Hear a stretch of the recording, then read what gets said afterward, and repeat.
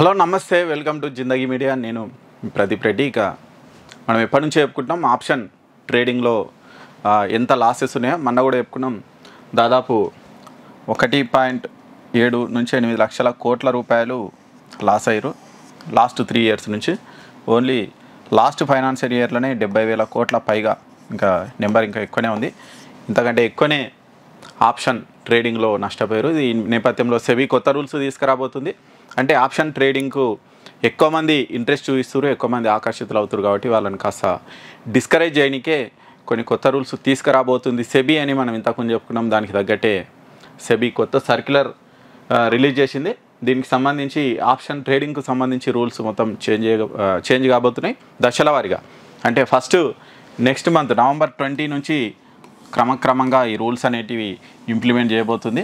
ఈ ఒక 3 రూల్స్ను నవంబర్ 20 నుంచి, ఆ తర్వాత ఫిబ్రవరి 1 నుంచి ఇంకొక 2 రూల్స్, నెక్స్ట్ ఇయర్ ఏప్రిల్ 1 నుంచి ఇంకా ఒక రూలు, మొత్తం కొత్త రూల్స్, ఒక 6 కొత్త రూల్స్ మేము తీసుకురాబోతున్నాం అని చెప్పింది సెబీ. ఆల్రెడీ సెబీ సర్క్యులర్ మన మీటింగ్ అయింది. అంటే FNY గురించి పెద్ద ఏం డిస్కస్ రాలేదు అనుకున్నాం, కానీ అనూహ్యంగా నెక్స్ట్ డే ఈవినింగ్ ఈ రూల్స్ అనేటివి ఈ సర్క్యులర్ రిలీజ్ చేసింది సెబీ. ఈ నేపథ్యంలో అసలు మరి కొత్త రూల్స్తో నిజంగానే ఆప్షన్ ట్రేడింగ్ మానేస్తారా, ఆప్షన్ ట్రేడింగ్ అనేది డిస్కరేజ్ అవుతుందా అనేది ఒకసారి చూద్దాం. అసలు ఈ రూల్స్ ఏంటి, ఈ రూల్స్కు సంబంధించి ఏ రూలు ఎవరి మీద ఎంత ఇంపాక్ట్ పడవచ్చు అనే దాని మీద కొంచెం డిస్కస్ చేద్దాం. మంచిగా చాలా డీటెయిల్గానే చేద్దాము. మనం ఇక ట్రేడింగ్ గురించి మాట్లాడుకుంటూ ఇది కూడా చేద్దాము. సరే, ఒక్కొక్క రూల్ గురించి అయితే మనం చూసే ప్రయత్నం చేద్దాం. First rule, upfront collection of option premium from buyers అనేది ఒక రూలు. ఇది ఆల్రెడీ ఉన్నదే. ఇది పెద్ద ఎవరి మీద ఇంపాక్ట్ అయితే పడదు ఫస్ట్ రూల్. ఎందుకంటే ఆప్షన్ ప్రీమియం ఎంత ఉంటే అంత వసూలు చేస్తున్నారు. ఎవరు దాంట్లో డిస్కౌంట్ అయితే ఏ బ్రోకర్ ఇస్తలేరు. మ్యాక్సిమం ఎవరైనా 1-2 బ్రోకర్స్ ఇచ్చినా ఇక్కడ నుంచి వాళ్ళు కూడా ఇవ్వద్దు. నాకు తెలిసి అయితే మెయిన్ బ్రోకర్స్, పెద్ద బ్రోకర్స్, చాలామంది వాడే బ్రోకరేజ్ సంస్థలు ఏవైతే ఉన్నాయో ఆ సంస్థలు ఏవి కూడా ఇవ్వట్లేదు. అంటే ఏం లేదు, సింపుల్. మనం ఇప్పుడు ఒక ఆప్షన్ ప్రీమియం 50 రూపాయలు ఉంటే 50 రూపాయలు కట్టాల్సిందే, 400 రూపాయలు ఉంటే 400 కట్టాల్సిందే. ఇందులో డిస్కౌంట్ ఎవరు ఇవ్వట్లేదు. కాకుంటే కొంతమంది బ్రోకర్స్ ఇస్తున్నారట, మరి అది కూడా ఇవ్వద్దు అనేది రూలు. కాబట్టి ఇదైతే ఎవరి మీద ఎఫెక్ట్ పడే అవకాశం అయితే లేదు. కాబట్టి దీని గురించి మనం పట్టించుకోవాల్సిన అవసరం అయితే లేదు. ఎవరైతే ట్రేడ్ చేస్తున్నారో వాళ్ళు ఈ రూల్ గురించి ఎవరు పట్టించుకోవాల్సిన అవసరం లేదు. ఎందుకంటే ఇది ఆల్రెడీ మనం కడుతున్నదే. కాబట్టి ఇది ఎక్కడ ఇంపాక్ట్ అనేది పడదు, no problem. Next rule, removal of calendar spread treatment on the expiry day. ఇది ఇంపార్టెంట్. ఈ రూలు చాలామంది మీద ఎఫెక్ట్ పడవచ్చు. మెయిన్గా హెడ్జింగ్ ఎవరైతే చేస్తున్నారో, హెడ్జింగ్ చేసి సంపాదిస్తున్నారో వాళ్ళు. అంటే మొత్తం హెడ్జింగ్ బంద్ అని కాదు, దీంట్లో కొన్ని ఉన్నాయి, అంటే కొన్ని రూల్స్ ఉన్నాయి. మెయిన్ ఏంటి అంటే calendar spread treatment, expiry day రోజు ఈ క్యాలెండర్ స్ప్రెడ్ ట్రీట్మెంట్ అనేది లేదు, ఇక నుంచి ఇవ్వబోము అని చెప్తున్నది. ఎక్స్పైరీ డే రోజు అసలు ఏంటి క్యాలెండర్ స్ప్రెడ్ ఏంటి, ఈ ఎక్స్పైరీ డే రోజు ఏం చేస్తున్నారు, అది కూడా ఎప్పుడు ఫిబ్రవరి 1 నుంచి అంటే ఇంకా టైం ఉంది, ఇంకొక 4 మంత్స్. కాకపోతే అసలు ఏంటి క్యాలెండర్ స్ప్రెడ్ ఏంటి, ఈ ఎక్స్పైరీ డే రోజు ఎవరేం చేస్తున్నారు అనేది మనం ఒక్కసారి చూస్తే మనకు సింపుల్గా అర్థమవుతుంది. సింపుల్, ఇక్కడ వీళ్ళు ఏం చేస్తున్నారంటే మనం ఇంతకుముందే చెప్పుకున్నాం, హెడ్జింగ్ అంటే సింపుల్. ఒకటి బై చేస్తాము, ఒకటి సెల్ చేస్తాం. ఇదే హెడ్జింగ్. ఫస్ట్ బై చేయాలి, తర్వాత సెల్ చేయాలి. ఇదే హెడ్జింగ్. మనం ఎక్కువ లాస్ రాకుండా ఉండడానికే సింపుల్ టెక్నిక్. దీంట్లో లాస్ వచ్చినా ఎక్కువ రాదు, లాభం వచ్చినా కానీ బీభత్సంగా రాదు. దాని లిమిటేషన్ ఉంటుంది. కాబట్టి హెడ్జింగ్ అనేది కొంచెం సేఫ్ ట్రేడింగ్. అందుకే దీన్ని చేయండి అని, అంటే ఒకవేళ మీరు తప్పకుండా చేయాలంటే ఇదే చేయండి, వేరే వద్దు అని ఎప్పుడు నేను చెప్తున్నా. సరే, అయితే ఇందులో కొంతమంది ఏం చేస్తున్నారంటే ఈరోజు ఎక్స్పైరీ ఉంది. సింపుల్, ఈరోజు థర్స్డే కదా, ఈరోజు థర్స్డే ఏమైంది, ఈరోజు నిఫ్టీ ఎక్స్పైరీ. ఈ నిఫ్టీ ఎక్స్పైరీ రోజు వీళ్ళు ఏం చేస్తారంటే ఈరోజు ఎంత డేటు, థర్డ్ రోజుది సెల్ చేస్తారు వీళ్ళు. ఈ థర్డ్ రోజు సెల్ చేయనికే ఒకటే సెల్ చేయాలంటే వాడు ఏమడుగుతాడు, 1,00,000 రూపాయలు అడుగుతాడు. సరే, 80,000 అడుగుతాడు అనుకోండి. 80,000 రూపాయలు అడుగుతాడు. ఒక లాట్ సెల్ చేయనికే మనకు 80,000 కావాలి. కానీ వీళ్ళు ఏం చేస్తారంటే ఫస్ట్ బై చేసి తర్వాత సెల్ చేస్తే ఆటోమేటిక్గా ఈ 80,000 అది ఈ 2 లాట్లు కలిపే మనకు 30,000, 25,000కే వచ్చేస్తాయి. మీకు తెలుసు ఆ విషయం, ఎవరైతే హెడ్జింగ్ చేస్తున్నారో ఆ విషయం తెలుసు. అయితే ఇక్కడ ఏంటంటే ఇది సెల్ చేయడానికి ఏం చేస్తారంటే నెక్స్ట్ వీక్ ఎక్స్పైరీ అంటే 10th రోజుదో లేకుంటే ఆ నెక్స్ట్ వీక్దో ఏదో ఒకటి వీళ్ళు బై చేస్తారు. నిఫ్టీలోనే ఒకటి బై చేస్తారు. బై చేసి ఈ రోజుది సెల్ చేస్తారు. ఈ రోజు ఎందుకు ఎక్కువ సెల్ చేస్తారంటే ఈరోజు డికే ఎక్కువ ఉంటుంది. ఆటోమేటిక్గా సెల్లింగ్లో ఎక్కువ ప్రాఫిట్ ఉండే అవకాశం ఉంటుంది. మ్యాక్సిమం ఎక్కువ రోజులు ఈ అక్కడక్కడే మార్కెట్ తిరిగిన అనుకున్న డైరెక్షన్లో అయినా ఇమీడియట్గా ఆప్షన్ ప్రీమియం అనేది మొత్తం డౌన్ అయిపోతుంది. కాబట్టి సెల్లింగ్లో ఎక్కువ లాభం ఉంటుంది. అయితే దీనికోసం వీళ్ళు ఏం చేస్తారంటే ఇంకొకటి వేరే బై చేస్తారు. చాలా నెక్స్ట్ వీక్దో బై చేస్తారు సేమ్ నిఫ్టీదే. ఇలా చేయడం వల్ల ఏమవుతుందంటే రిస్క్ కూడా ఎక్కువ ఉంటుంది ఆటోమేటిక్గా. ఎందుకంటే డికే ఎట్లుంటుందో ఒకవేళ మూమెంట్ అన్యూజువల్గా వస్తే దీని ప్రీమియం కూడా అన్యూజువల్గా పెరిగిపోతుంది. మనం చూస్తాం ఒక్కోసారి 10 రూపాయలది 400 రూపాయలకు కూడా పోతుంటుంది ఒక్కోసారి మనకు ఎక్స్పైరీ డే రోజు. ఈరోజు మార్కెట్ భారీగా పడ్డది. ఈరోజు ప్రీమియమ్స్ సరే కాన్స్టెన్సీగా మెల్లమెల్లగా పడుకుంటూ పోయింది. కాబట్టి ప్రీమియంలోని అన్యూజువల్గా బీభత్సంగా అయితే పెరగలే. ఓకే పెరిగినాయి పర్వాలేదు, కాకపోతే అన్యూజువల్ మూమెంట్ అయితే రాలేదు. ఒక రేంజ్లో వచ్చుకుంటూ పోయింది. సరే అట్లా ఉంటే ప్రాబ్లం కాదు. కానీ ఒక్కోసారి మనం చూస్తాం సెన్సెక్స్ కానీ కొన్ని ఎక్స్పైరీ రోజు సింపుల్ 10 రూపాయలు ఉన్నది 500 800 కూడా పోయిన సందర్భాలు ఉన్నాయి. అప్పుడు ఏమవుతుందంటే వాళ్ళు ఎంత సేఫ్గా చేసినా ఒక్కరోజు లాభాలన్నీ తుడిచిపెట్టుకోపోతాయి. కాబట్టి అటువంటి వాళ్ళను డిస్కరేజ్ చేయనికే ఇక్కడ వీళ్ళు ఏం చేస్తారంటే ఎక్స్పైరీ డే రోజు క్యాలెండర్ స్ప్రెడ్, ఈయనే క్యాలెండర్ స్ప్రెడ్ అంటే ఒక వీక్ది బై చేయడం ఇంకో వీక్ది సెల్ చేయడం. ఎక్స్పైరీ డే రోజు ఎవరైతే ఇది చేస్తున్నారో అంటే ఎక్స్పైరీ డేకి సంబంధించి ఈ సెల్లింగ్ కానీ ఎవరైతే ఈ క్యాలెండర్ స్ప్రెడ్లో ఎవరైతే ట్రేడ్స్ చేస్తున్నారో దాన్ని ఇక నుంచి అనుమతించబోరు. మీరు చేసుకోవచ్చు కానీ ఇది ఉండదు, ఈ బెనిఫిట్ ఉండదు. ఒకటి బై చేసి ఒకటి సెల్ చేస్తే మనకి 25,000 నుంచి 30,000కే వస్తున్నాయి కదా, ఇది ఉండదు. నువ్వు ఒకవేళ చేసుకోవాలంటే సెల్లింగ్ చేసుకో. ఎంత ప్రీమియము దీనికి 80,000 తీసుకుంటే 80,000 కట్టుకొని చేసుకొని ఇష్టం అది. కానీ ప్రీమియం ఎక్కువ వసూలు చేస్తారు. ఇక నుంచి ఇది కొత్త రూలు. అంటే మనం చేసుకోవచ్చు, మీరు అదే స్ట్రాటజీ చేసుకోవచ్చు. కానీ ఇంతకుముందు 30,000కి చేయాల్సిన స్ట్రాటజీ ఇప్పుడు ఏమవుతుందంటే ఈ బెనిఫిట్ ఇవ్వట్లేదు. కాబట్టి మీరు ఇది బై చేస్తే ఒక 20,000 అవుతుంది, అదొక 80,000 1,00,000 పెట్టి చేసుకోవాల్సి వస్తుంది. అంటే మీరు ప్రీమియం ఎక్కువ ఇన్వెస్ట్మెంట్ ఎక్కువ పెట్టాల్సి వస్తుంది. ఇంతకుముందు 25,000 30,000 పెట్టాల్సిన ప్రీమియం ఇప్పుడు ₹1,00,000 పెట్టాల్సి వస్తుంది. ఎందుకంటే అన్యూజువల్ మూమెంట్ వల్ల ఎక్కువ లాస్ అయ్యే అవకాశం ఉంది. కాబట్టి వాళ్ళని డిస్కరేజ్ చేయడానికి ఇప్పుడు ఎందుకంటే ₹1,00,000 ఉన్నోడు కూడా 3 లాట్లు తీసుకోవచ్చు. కానీ ఇక్కడ ఒకటే లాట్ తీసుకుంటాడు కాబట్టి ఆటోమేటిక్గా వాని రిస్క్ అనేది తగ్గుతుంది. కాబట్టి ఇది తీసేసారు అన్నట్టు. ఇక్కడ నుంచి ఫిబ్రవరి 1 నుంచి 2025 నుంచి ఈ మెథడ్ అనేది అప్లికబుల్ కాదు. అప్పటి వరకు చేసుకోండి కానీ ఫిబ్రవరి 1 నుంచి ఇక ఈ మెథడ్ అనేది మీకు అప్లికబుల్ కాదు. అంటే ఏం లేదు, ఎక్కువ ప్రీమియం అంటే కొంతమంది ఇన్వెస్ట్మెంట్ తక్కువ ఉంటుంది. ఆ ఇన్వెస్ట్మెంట్ తక్కువనా కానీ ఇది చేసి ప్రయోగాలు చేసి ఉన్నది పోగొట్టుకుంటుంటారు. కాబట్టి ఇక నుంచి ఈ క్యాలెండర్ స్ప్రెడ్ అనేది లేకుండా చేస్తుంది సెబీ. కాబట్టి నెక్స్ట్ ఫిబ్రవరి నుంచి ఇక ఈ క్యాలెండర్ స్ప్రెడ్లో ఎవరైతే ఇటువంటివి చేస్తూ ఉంటారో ప్రయోగాలు ఇంకా చేయలేరు, అది కట్ చేసేస్తుంది సెబీ. కాబట్టి ఇది ఎఫెక్ట్ పడుతుంది ఎవరికి, ఇలాంటివి హెడ్జింగ్ చేసే వాళ్ళు ఎవరైతే ఉన్నారో. ఈ హెడ్జింగ్ కూడా చాలా అడ్వాన్స్గా తెలివిగా చేసే వాళ్ళు ఇంకెవరైనా ఉన్నారో వాళ్ళు ప్రాఫిట్స్ చూడొచ్చు కానీ లాస్ కూడా అంతకంటే ఎక్కువ చూసే అవకాశం ఉంది. కాబట్టి వాళ్ళని డిస్కరేజ్ చేయడానికే సెబీ అనేది కొత్త రూల్ తీసుకొచ్చింది. కాబట్టి ఇది చాలామంది మీద ఎఫెక్ట్ పడే అవకాశం అయితే స్పష్టంగా ఉంది ఈ రూల్ 2. కాబట్టి ఇది కొంచెం ఎఫెక్ట్ అయితే పడుతుంది. ఆప్షన్ రిలేటెడ్లో ఇది ఎఫెక్ట్ ఖచ్చితంగా పడే అవకాశం అయితే ఉంది. ఇక నెక్స్ట్ చూద్దాం 3rd రూల్ ఏంటి. ఇంకా intraday monitoring of position limits. Okay, ఇది మన మీద పెద్ద డైరెక్ట్ ఎఫెక్ట్ పడేది కాదు. ఎవరైతే ఆప్షన్ ట్రేడింగ్ చేస్తున్నారో ఇది డైరెక్ట్ ఎఫెక్ట్ పడేది అవకాశం అయితే ఉండదు. అంటే ఏం లేదు, సింపుల్. ఇది ఏంటి అంటే ఒక్కొక్కరికి లిమిట్ ఉంటుంది. ఒక్కోసారి ఏమవుతుంది మనకు కొన్ని లిమిట్ అంటే ఎట్ ఏ టైం ఎక్కువ తీసుకొనికి రాదు.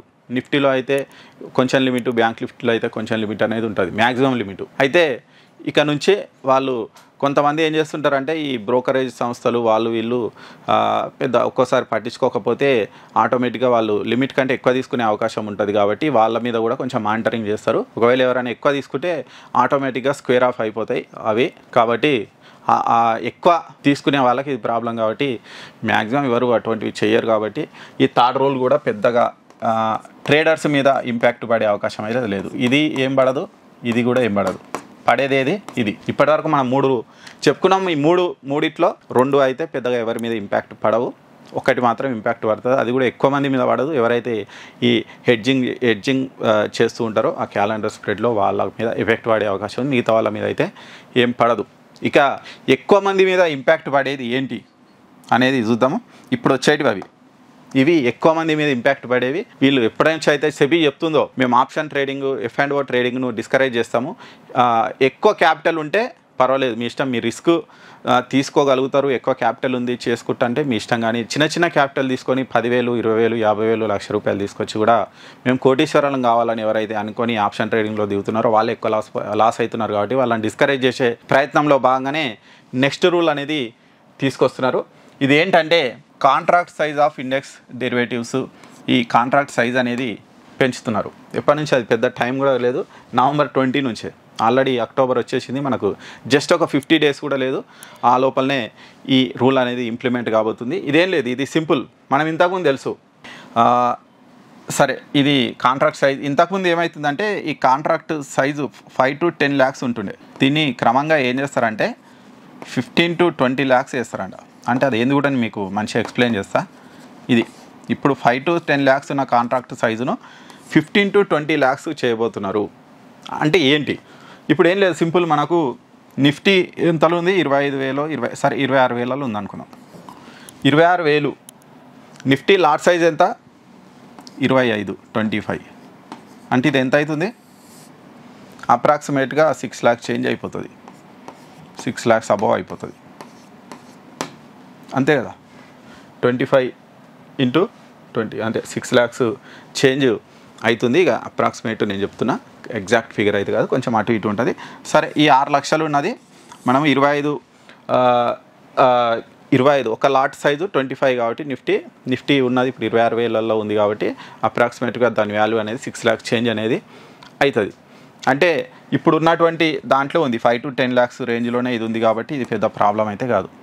కానీ ఇప్పుడు ఏమవుతుందంటే దీన్ని ఏం చేయాలి? 15 to 20 lakhs చేయాలి. 15 to 20 lakhs చేయాలంటే ఏం కావాలి? నిఫ్టీ సడన్గా పెరగాలి.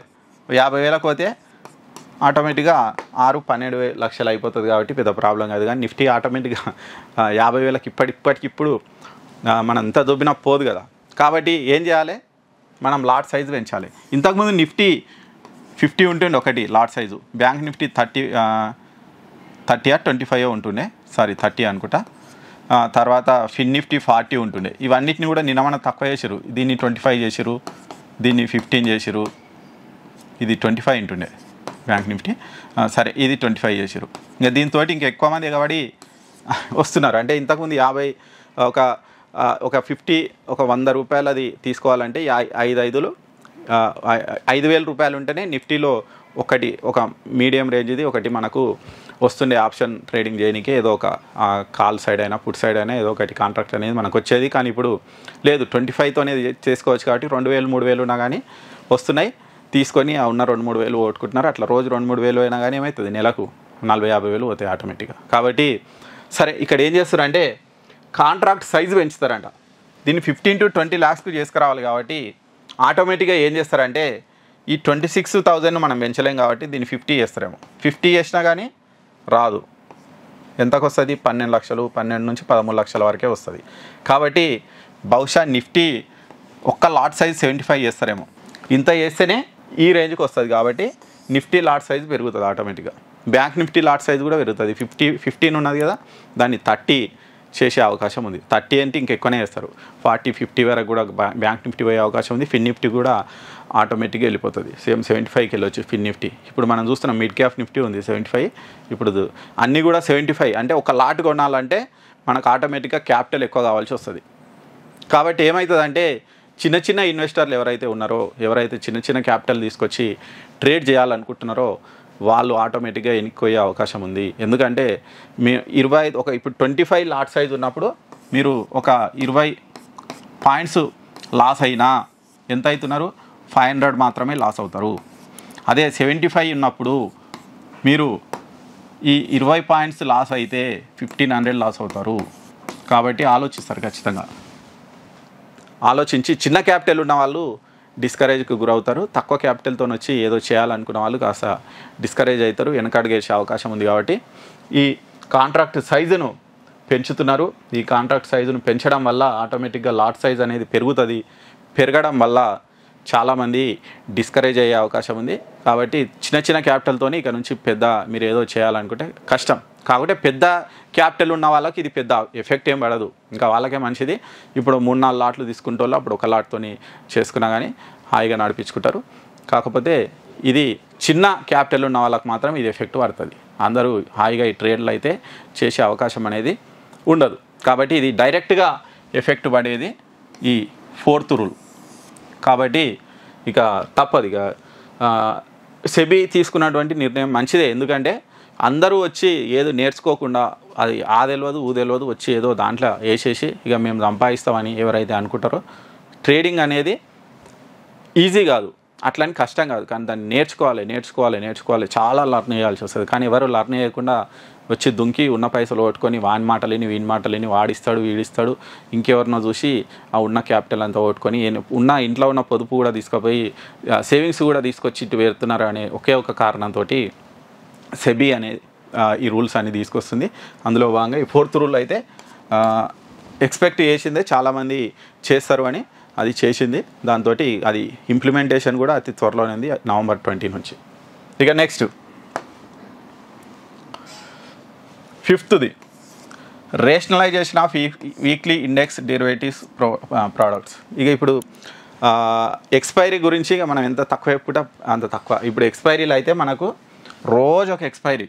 మండే బ్యాంక్ ఎక్స్ ఉంటుంది ప్లస్ మిడ్ క్యాప్ ఉంటుంది, mid cap Nifty. Tuesday Fin Nifty.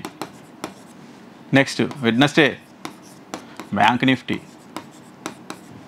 Thursday Nifty. Friday Sensex. చూడు రోజు ఒక ఎక్స్పైరీ.